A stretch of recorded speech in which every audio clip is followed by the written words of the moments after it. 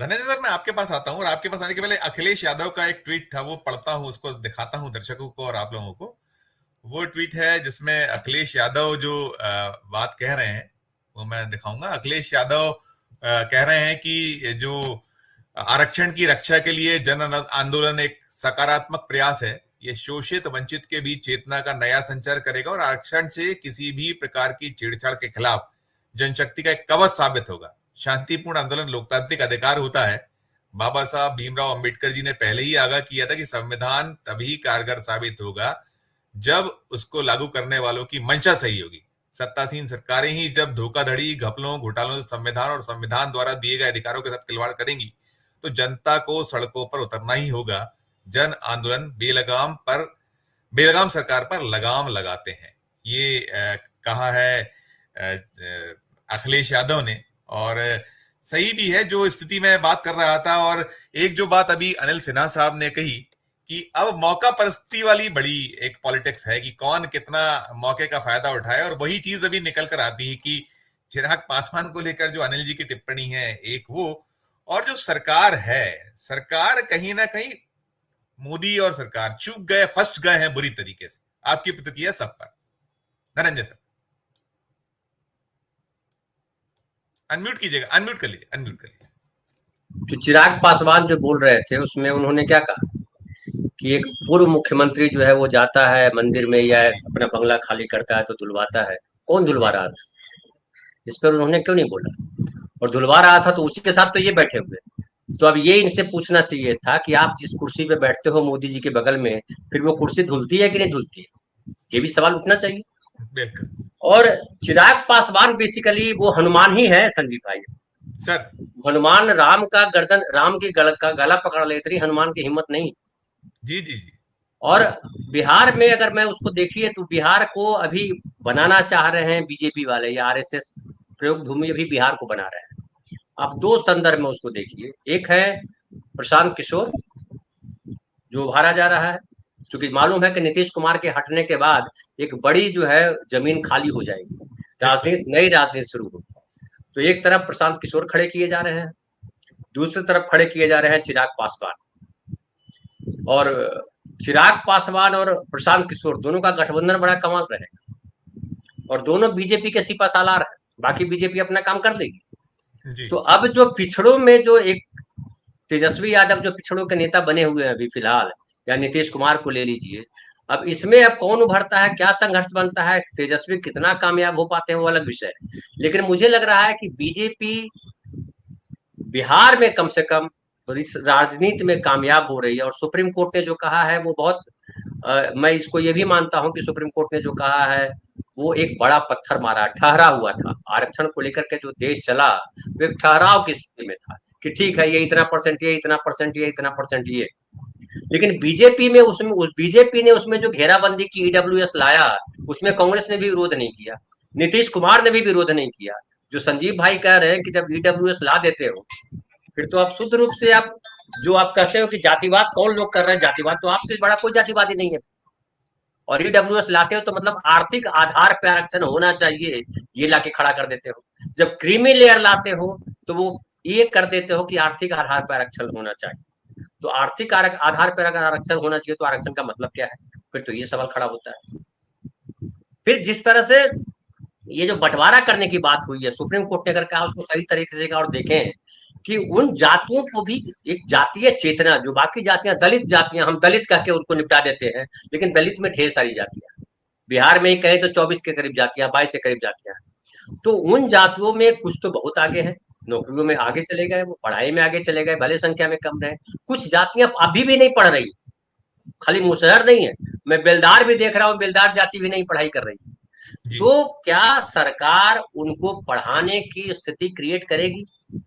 आरक्षण देने की बात तो आप कर रहे हो, अच्छी बात, आरक्षण होना चाहिए उनको भी, सारे जातियों को। हम तो कहते हैं सब में बांट दो, एक एक, जैसे टॉफी बांटते हैं ना, 100 रुपया आपके पास है तो स्कूल मत खोलो, सबको 2-2 रुपया देकर के छुट्टी कर दो, बोला यूनिवर्सिटी खुली हुई है पढ़ लेना, है ना, ये लो सबका हिस्सा 2-2 रुपया है, सब अपने घर ले जाओ लेकर के। तो वैसे कर दो, बड़ी अच्छी बात है। लेकिन सवाल खड़ा होता है कि क्या पढ़ाई का जो मुसहर जाति में कम लोग पढ़ने वाले पता चले कि बिहार का जाति गणना है, जाति गणना जो हुई है उसके जो सर्वे है उसका जो डेटा है हमारे लिए एक जो है थर्मामीटर की तरह है कि कितना बुखार है हम नाप सकते हैं उसको। तो उसमें जब नापते हैं तो पता चलता है कि बहुत सारी जातियां हैं जिनमें शिक्षा का स्तर एकदम नीचे है। मांझी जी की जाति भी उनमें है। अब ये बताइए कि मांझी जी की जाति के लिए जो सेव कर दिया जाएगा कि हाँ इतना प्रतिशत है, इतना आरक्षण इनका हो गया। अब जब पढ़े लिखे ही नहीं है तो नॉट फाउंड सुटेबल जो अभी समुदाय है, तब आप नॉट फाउंड सुटेबल लगातार हो रहा है। इस पे अलग तरीके की राजनीति हो रही है। अब कह रहे हैं बीजेपी वाले की कांग्रेस वाले तो वो नॉट फाउंड सुटेबल को भर देते थे अनरिजर्व कैटेगरी से, हम नहीं भर रहे हैं, हम खाली छोड़ रहे हैं। अरे खाली छोड़ के क्या करोगे? 25 साल तक खाली रह जाएगा तो वो जो जाति को आरक्षण का लाभ मिलना चाहिए था उस समुदाय को, वो मिला क्या? हमने सीटें खाली छोड़ दी है। बड़ा अच्छा काम किया, कितना महान काम किया, ये ऐसा समझाने वाले लोग। लेकिन क्या है, हमारे देश में जो ये जो पिछड़ों के दलितों की राजनीति कर रहे हैं ना, वो राजनीति उस डाल पे बैठ के डाली को काटते हैं। जिस डाली ने उनको पहुंचाया है, जिस पेड़ ने उसको वहां पहुंचाया है, उसी को काटने में दिन रात लगे रहते हैं। और आरएसएस इतना तरीके से काट रहा है कि इनको समझ में आएगा जब एक होता है कि अचानक पता चला कि हम लोग नहीं है। अटैक अभी कैसे आ रहा है, देखिए लगातार अटैक आ रहा है। वो ट्रेडमिल पे दौड़ रहे हैं, अटैक आ गया, नाच रहा है, अटैक आ गया, फलाना कर रहा है, अटैक। यही होने वाला, इन नेताओं का भी यही होने वाला।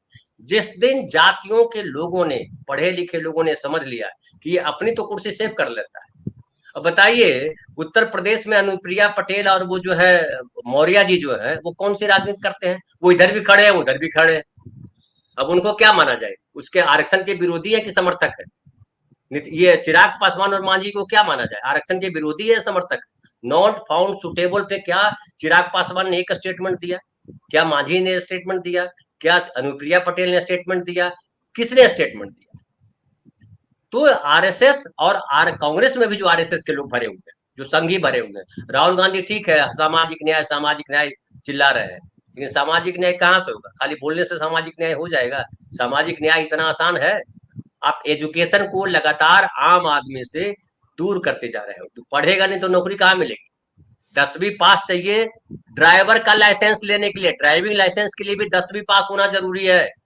तो तुमको तो अभी ड्राइविंग का लाइसेंस भी नहीं मिलेगा। तुम खोज रहे हो कम कलेक्टर बन जाऊंगा, कहां से बनोगे? बिना पढ़े झंडा लेके दौड़ने से बन जाओगे?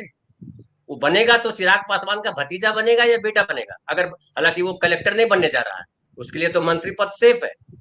चिराग, ये मांझी जी का बेटा कलेक्टर थोड़े बना, मांझी जी का बेटा फिर मंत्री बन गया, मांझी जी के बेटे का बेटा फिर मंत्री बन जाएगा। चीफ मिनिस्टर नहीं बनेंगे लेकिन लगे रहेंगे। जैसे हम लोग के यहाँ गांव में मैं देखता हूँ कि पीपल के पेड़ के साथ कई और पेड़ आ जाते हैं, उसी के चिपक करके आगे बढ़ जाते हैं, वो यही है। या बरगद के पेड़ में भी ऐसे पेड़ निकल आते हैं, उनके पंछी जो है वहां पे दाना करते हैं, उससे नया पेड़ निकलता है, पेड़ के ऊपर पेड़, और वो बढ़ता रहता है। तो चिराग पासवान हो, मांझी जी हो, मौर्य जी हो, ये लोग इसी तरह की राजनीति कर रहे हैं। और ये राजनीति आरक्षण को तो भटकाएगा ही, उनको भी भटकाएगा कल। और इसमें जीत होगी फिर वही आरएसएस की। जैसे आरएसएस केजरीवाल का इस्तेमाल किया, आरएसएस प्रशांत किशोर का इस्तेमाल कर रहा है, आरएसएस अन्ना आंदोलन का इस्तेमाल किया। आरएसएस हर जगह है, उसकी रणनीति बड़ी अलग है। और दूसरा कोई भी उससे काउंटर करने को तैयार नहीं। उत्तर प्रदेश में जिस तरह से काउंटर किया, हालांकि अखिलेश यादव ने या राहुल गांधी ने जो किया पूरे देश में, अब दोनों के खिलाफ क्या रणनीति अपनाते हैं ये लोग, ये एक देखने वाला विषय। लेकिन मैं भारत बंद जो हुआ उसके मैं समर्थन में इसलिए हूं कि कम से कम लोगों को अपने अधिकार के प्रति जागृति तो आई। कम से कम मैं मानता हूं कि 2024 के चुनाव के समय से, जब से राहुल गांधी पदयात्रा पे निकले हैं, सामाजिक न्याय और संविधान 2 शब्द तो रटवा दिया है। संविधान के प्रियम्बल लोग पढ़ने लगे, उसमें 5 शब्द है महत्वपूर्ण। वो महत्वपूर्ण शब्द है न्याय, स्वतंत्रता, समता, बंधुत्व और व्यक्ति की गरिमा। ये 5 शब्द अगर इस देश का नागरिक पढ़ गया तो फिर कुछ पढ़ने की जरूरत नहीं है, इतने में काम हो जाए।